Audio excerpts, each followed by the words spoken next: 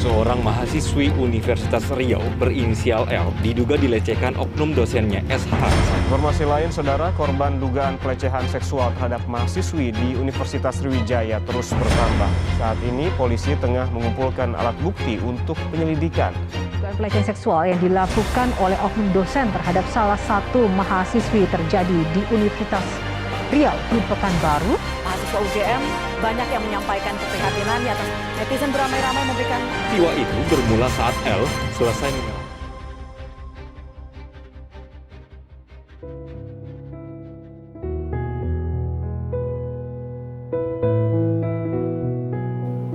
Akhir-akhir ini ramai diperbincangkan mengenai wacana pengesahan PSA UNS yang mengatur tentang pencegahan dan penanganan kekerasan seksual. Hal ini merupakan bentuk tindak lanjut dari Permendikbudristek nomor 30 tahun 2021. Rancangan peraturan ini mengatur beberapa poin penting di dalamnya, yaitu pelayanan, pemeriksaan, perlindungan, pemulihan, pendampingan, penindakan pelaku, serta pengawasan. Tak ketinggalan, jenis tindakan dan perilaku yang termasuk dalam kekerasan seksual juga telah diatur di dalamnya. Menurut Komnas Perempuan, pelecehan seksual merupakan tindakan seksual melalui sentuhan fisik maupun non-fisik dengan sasaran organ seksual atau seksualitas korban. Kemendikbud mencatat 77% dosen mengaku kekerasan seksual pernah terjadi di kampusnya, di mana data ini tidak hanya meliputi perempuan, tetapi juga laki-laki sebagai korban. Dan mirisnya, 63% kasus kekerasan seksual tidak pernah dilaporkan dengan alasan menjaga nama baik kampus, atau bahkan dari pihak korbannya sendiri enggan melaporkan kasus ini karena dihantui oleh rasa takut dan malu. Bagikan penawar atas kisah pedih dan pilu, kehadiran PSA PPKS ini memunculkan respons yang positif dan besar harapan para mahasiswa terhadap rancangan peraturan ini. Maka dari itu, kami ingin mengajak Anda untuk mengetahui bagaimana respons dan sudut pandang dari Sivitas Akademik mengenai rancangan peraturan Senat Akademik Universitas 11 Maret tentang pencegahan dan penanganan kekerasan seksual. Halo Kak, selamat pagi. Perkenalkan terlebih dahulu, saya Feni Ekawati dari BEM FEB UNS. Nah, kali ini saya ingin menanyakan beberapa pertanyaan ya terkait PSA PPKS ini yang masih rancangan. Tapi sebelumnya, boleh tahu dulu Kak dengan kakak siapa? Oke, selamat pagi. Kenalin, aku Fahrozi dari Prodi Akuntansi Angkatan 21. Oke, langsung saja ya Kak pada pertanyaannya. Seberapa tahu sih kakak tentang kekerasan seksual? Oke, seberapa tahu aku tentang kekerasan seksual di kampus, mungkin dari rank 1 sampai 10 bisa dibilang 7,5 ya. Kenapa 7,5? Karena aku sendiri ya mahasiswa, bisa melihat dengan mata kepala sendiri dan juga mungkin sering mendengar keluh kesah, cerita dan juga sharing dari teman-teman mahasiswa lainnya. Oke. Kemudian, bagaimana pendapat kakak mengenai penanganan dan pencegahan kekerasan seksual di kampus kita ini? Oke, jujur saja terkait penanganan dan juga pelayanan kekerasan seksual di kampus kita mungkin masih kurang intens, kurang serius dan juga kurang efektif karena seperti yang kita tahu masih kurang tempat kita untuk menyalurkan cerita ataupun juga untuk melaporkan hal-hal tersebut. Oke. Langsung ke pertanyaan inti ya Kak tentang rancangan PSA PPKS ini. Menurut kakak nih, seberapa urgent sih PSA PPKS ini buat kampus kita di UNS? Menurut saya benar-benar sangat urgent sih, sangat penting sekali karena PSA itu mungkin nantinya bisa menaungi para mahasiswa, terus pokoknya sivitas akademik yang ada di UNS untuk mendapatkan perlindungan gitu loh tentang kekerasan seksual. Jadi dengan adanya PSA itu nantinya semua elemen di kampus itu bisa terlindungi, juga bisa tersalurkan untuk mereka bercerita dan lain sebagainya dalam kategori kekerasan seksual di dalam kampus. Oke. Terakhir ya Kak, harapan kakak tentang PSA PPKS ini apa Kak? Ya, semoga PSA ini nantinya dapat berdampak positif ya buat mahasiswa, sivitas akademik dan seluruh elemen kampus supaya kita bisa mewujudkan kampus yang memang berkarakter, terus juga bersih dari adanya kekerasan seksual, dan harapan yang lainnya mungkin dapat direalisasikan aja dengan semestinya, jangan hanya PSA yang tertulis tapi juga harus dalam kehidupan nyata, dalam kehidupan kampus. Oke.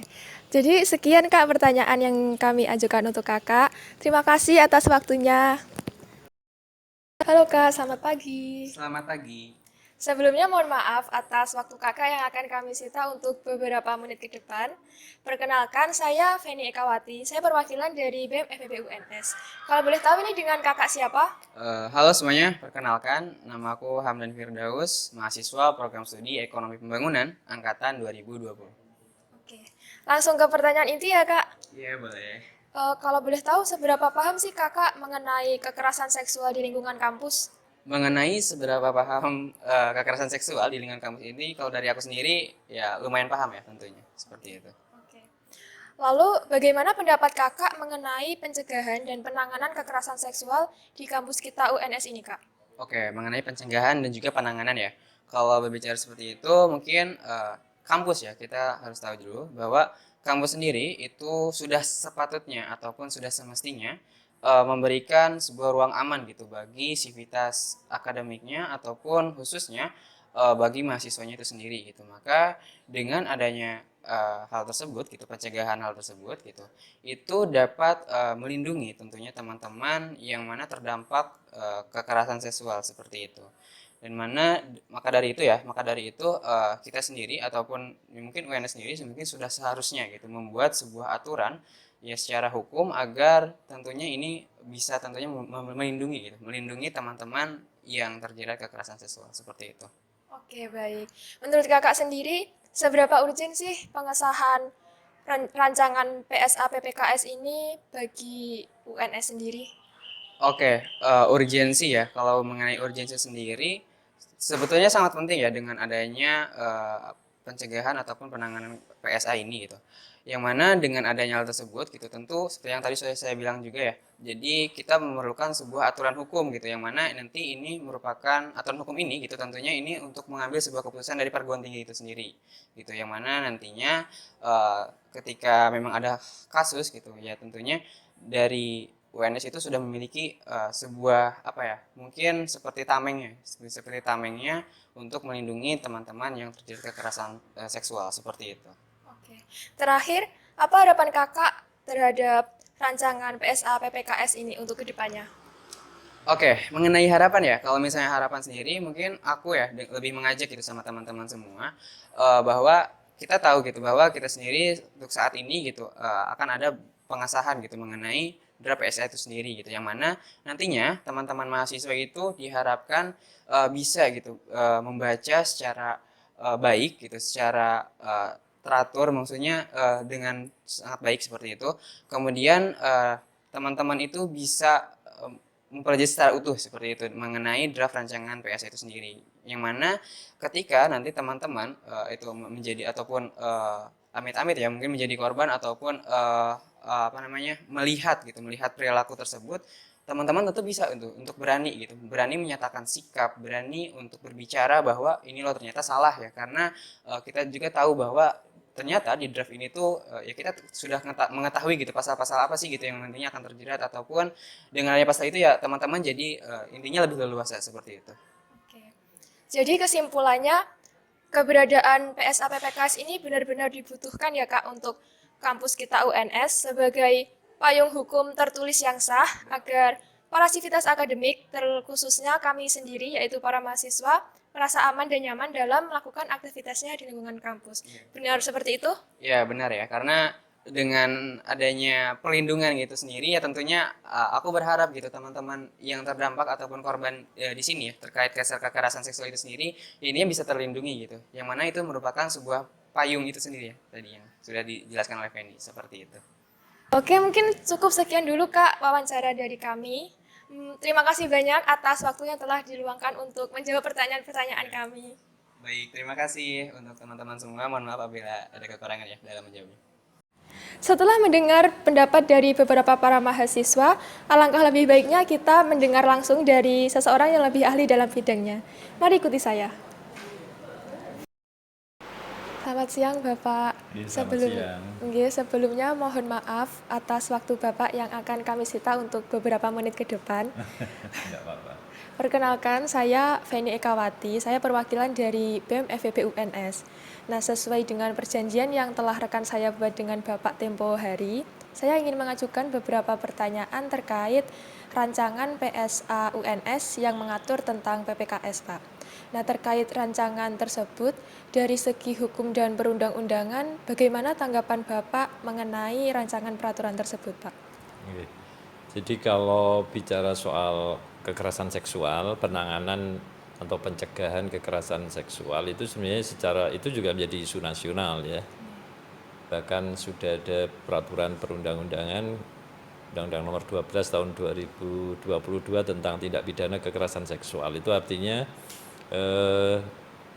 dari perspektif peraturan perundang-undangan, berbagai bentuk kekerasan seksual di seluruh Indonesia, maksudnya tidak hanya di dunia pendidikan, maksudnya di luar pendidikan, semua di-cover oleh undang-undang itu. Gitu ya. Jadi kekerasan seksual adalah sebuah perilaku yang dilarang oleh hukum dan itu memiliki konsekuensi hukum, gitu. Termasuk di lingkungan pendidikan. Jadi apapun yang terjadi di dunia pendidikan sebenarnya yang masuk dalam kategori kekerasan seksual itu yang menjadi bagian dari pengaturan undang-undang tindak pidana kekerasan seksual. Nah, perguruan tinggi itu bisa saja mengatur sendiri, gitu ya, mengatur sendiri tentang pencegahan dan penanganan. Tapi berarti bahwa pencegahan itu kan tindakan yang preventif itu bagaimana supaya itu tidak terjadi ya itu baik gitu ya. Nah, pencegahan penanganan, nah itu bagaimana kalau terjadi. Nah, otomatis karena kekerasan seksual adalah bentuk tindak pidana, ya penanganan itu pasti tidak akan menafikan aspek hukumnya. Nah, jadi aspek hukum itu tetap ada. Nah, sementara perguruan tinggi termasuk UNS hanya bisa masuk ke bagian-bagian yang di luar hukum kan begitu. Ya misalnya soal akademisnya bagaimana kalau ada ya entah pokoknya sivitas akademika yang melanggar kekerasan seksual itu. Tapi sebenarnya apa yang diatur oleh universitas itu baik, tapi sebenarnya merupakan code of conduct saja jadi kode perilaku sebenarnya lebih ke etis gitu ya, lebih ke kode etik yang mengatur ya bagaimana sivitas akademika itu masuk ke wilayah-wilayah yang sensitif seksual tadi itu ya, yang bisa masuk kategori kekerasan seksual, tapi tidak bisa masuk ke wilayah-wilayah hukum yang sudah memang diatur oleh undang-undang. Gitu. Jadi karena code of conduct, jadi bisa saja mengatur bagaimana sih kita membatasi aktivitas sivitas akademika supaya tidak terjadi kekerasan seksual itu aja. Kalaulah sampai terjadi, ya bisa ada sanksi misalnya, tapi itu hal-hal yang berhubungan dengan akademis atau berhubungan dengan pekerjaan sivitas akademika di UNS itu misalnya, entah itu tenaga kependidikan, entah itu tenaga pendidik atau dosen, termasuk mahasiswa. Jadi hal-hal yang berhubungan dengan status kemahasiswaannya atau status dia sebagai tenaga ya kependidikan atau tenaga pendidik di UNS. Nah, lebih dari itu ya sudah masuk wilayah hukum, maka jangan berpikir tentang sanksi-sanksi yang sudah masuk ke bagian hukum. Jadi lebih baik kan memang pencegahan saja. Karena kalau sudah bicara kekerasan seksual, itu hukum sudah bicara sendiri. Gitu. Jadi sebenarnya kita tidak mengatur seperti hukum mengatur, itu penting. Jadi yang kita atur bagaimana pencegahan gitu aja. Mencegah gitu ya. Misalnya kegiatan di atas jam 10 malam misalnya, ini contoh saja sederhana, ya harus izin atau memakai kontrol tertentu gitu ya supaya meminimalisir tadi kemungkinan terjadinya kekerasan seksual gitu. Jadi pencegahan yang lebih diutamakan. Kalau penanganan kekerasan seksual, sebenarnya kekerasan seksual kan sudah ditangani oleh hukum. Kita tidak bisa menyembunyikan sesuatu yang dianggap sebagai tindak pidana. Itu sementara itu dulu. Jadi menurut Bapak, seberapa urgen Bapak pengesahan rancangan PSA ini untuk kampus kita UNS? Urgensinya adalah pada code of conduct-nya. Jadi code of conduct-nya itu bagaimana kita mencegah. Pencegahannya saja. Jadi lebih menekankan pada pencegahan. Kalau penanganan, lebih penanganan misalnya pada korban. Sebab pelaku kekerasan seksual itu sudah masuk pada subjek tindak pidana. Universitas sudah nggak bisa apa-apa, sebab itu karena masuk subjek tindak pidana pasti itu akan ditangani oleh polisi, gampangnya begitu. Kalau masuk dalam pengertian kekerasan seksual ya, apapun bentuknya masuk dalam konsep kekerasan seksual itu sudah masuk wilayah hukum. Lalu apa fungsi universitas? Pencegahannya.